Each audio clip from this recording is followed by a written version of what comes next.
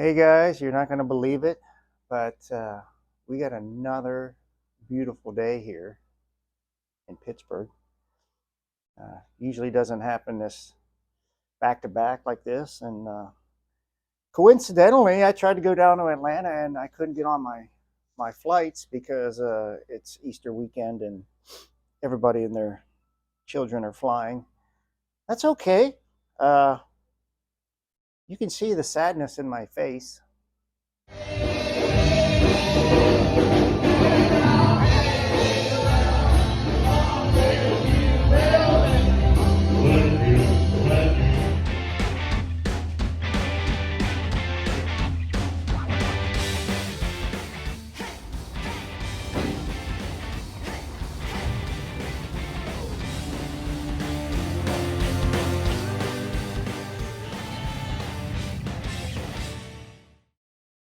So anyway, I don't have my little one with me. He's at my mother-in-law's, so I am going to get some stuff done today.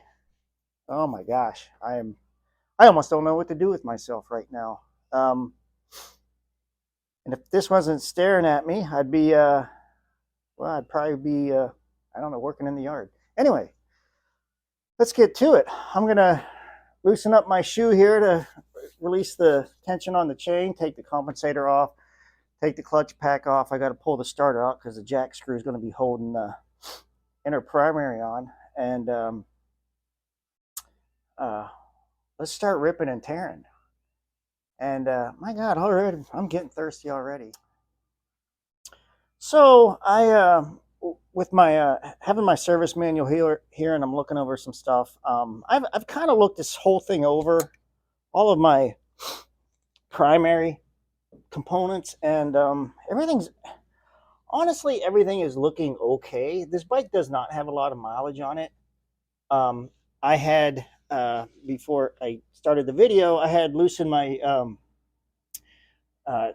shoe tensioner here and looked at it. Everything's looking really good. I actually think I'm going to save my money on the kit I bought to tear this all down because I just don't think it's really necessary. But one thing I will do is I'm going to, if you guys have never been into this area with the clutch pack and this adjuster bolt, I'm going to take that off and show you guys exactly what it is, because it might be hard for some of you guys to visualize. So let's do that, at least give you guys something to kind of take out of this video. So that's a pretty heavy snap ring, so be careful with it.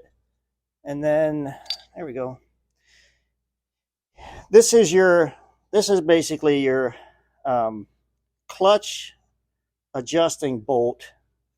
It's just a threaded bolt that it's cupped on the end because your push rod that, like I said, was going through the transmission is sitting inside there.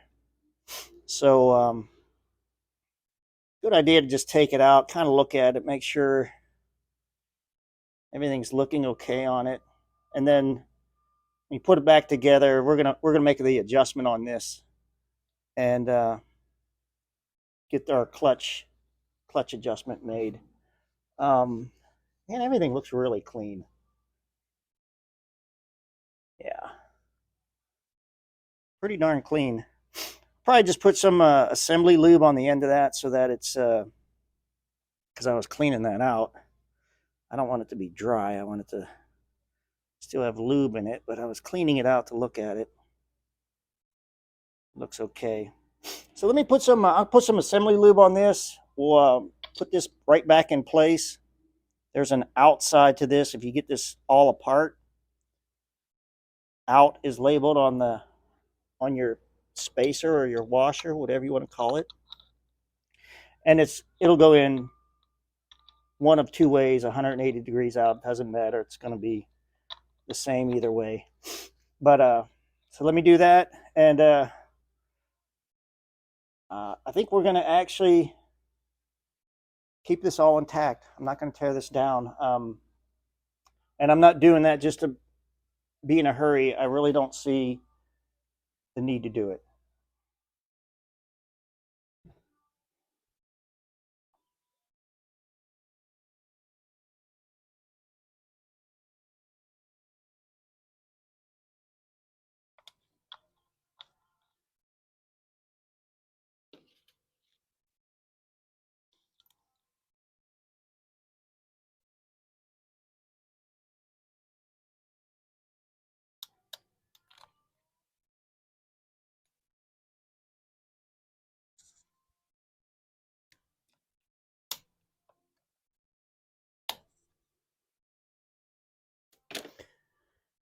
So make sure that snap ring seats in the groove. As you can hear, I put it in place and it really, I could tell it was sticking out. So I had to press on it, with the snap ring pliers, and it snapped. So you want to make sure your ends are snapped in and kind of recessed in that groove.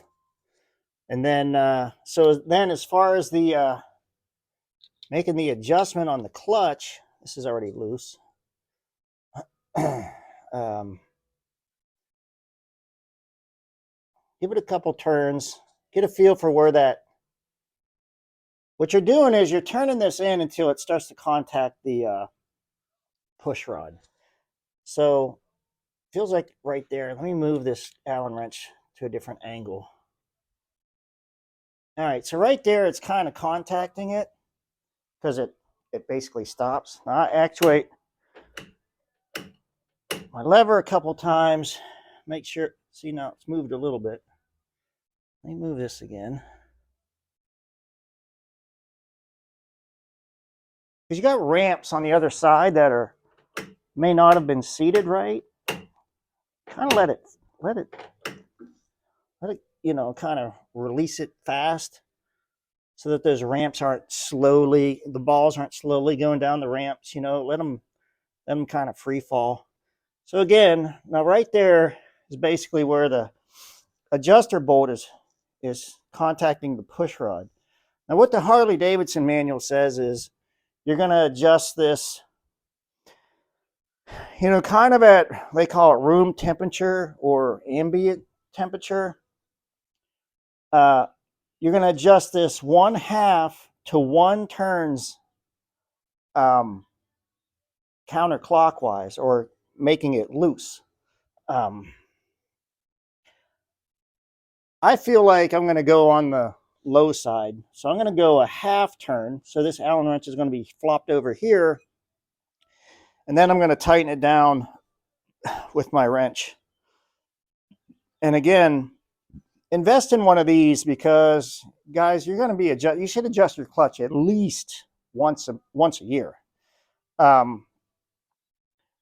And this happens to be an 11/16, and this offset is perfect. So take your jam nut, just go finger tight, because you're about to loosen it all anyway with the Allen wrench. All right, so I'm going to go a 1/2 turn to there, and then I'm gonna snug it down, and that's going to be my adjustment. All right, that's my adjustment. So I've got my clutch adjustment set there at the clutch pack. Now the rest of it is done through your cable, because you're just going to adjust your gap on your clutch lever, and that's it. It's that simple. Please do it this way. Don't just take up your slack in your lever and think you're doing your clutch adjustment. You're not.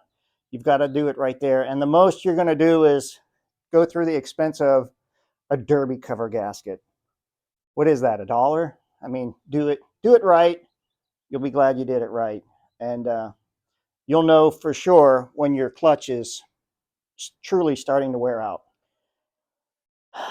So guys, I think now that that's all done, I hate to disappoint, but I think we're done in the primary. So I'm really just gonna get my gasket on here, and install the primary back on, or I'm sorry, the cover, and we're done with it.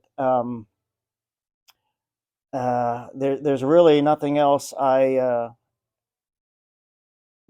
need to do on this side of the engine. I've got so much other work to do. I'm eager to get into that because that stuff I do know that it needs done.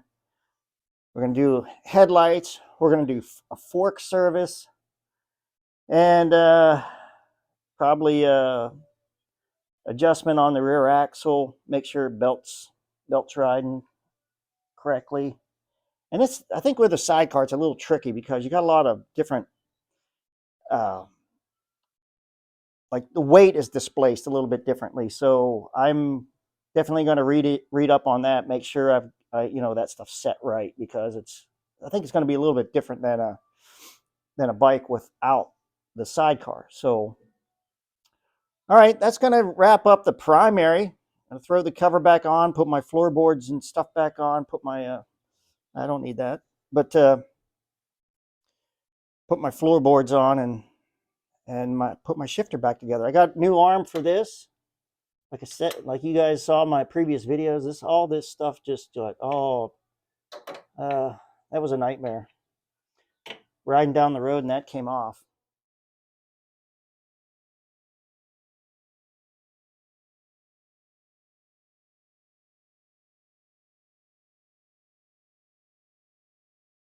So there we are, guys. It's back together. And one comment I want to give on that is that the clutch adjustment that I made inside the primary there, that might have to be redone. And the reason why is when I get over to the right side of the transmission, there are bearings on the oil slinger. And I'll show you what I mean whenever I get to it. Those bearings will probably be replaced. I do have new bearings for it, and they wear out, seems like pretty fast. That's like the weakest part of the whole clutch system, are those really small bearings, and generally they need to be replaced. So once I get the new bearings in on that right side, I'll come back over to the left side over here. I'll open up my derby cover here. I'll make my adjustment again, and then I'll proceed on to the adjusting the clutch handle. So that's it, guys. I'm like I said, I hate to disappoint. It seemed like I was really going to get a lot of stuff kind of worked on inside here, but man, opening that thing up and seeing how it looked, it was almost like I'm overhauling a new bike. This thing has about 20,000 miles on it, and it's not abused. This was owned by two old men before me, and the worst thing that could have happened was I think they would have burned up the clutch, trying to start out with so much weight that these things have. But even that had looked like plenty of life to it, so I think we're good. I'm going to move on to probably my headlights next. They're all fogged, and I have LEDs that I want to put in. I put LEDs in everything, just because it's so much better lighting, and and uh, and if there's anything that you guys want me to maybe show you or work on to see how I do it, by all means, just throw some comments down there. I'll be glad to do some stuff for you guys. Anyway, thanks for checking in, and follow me on the next part of this overhaul. We'll see you.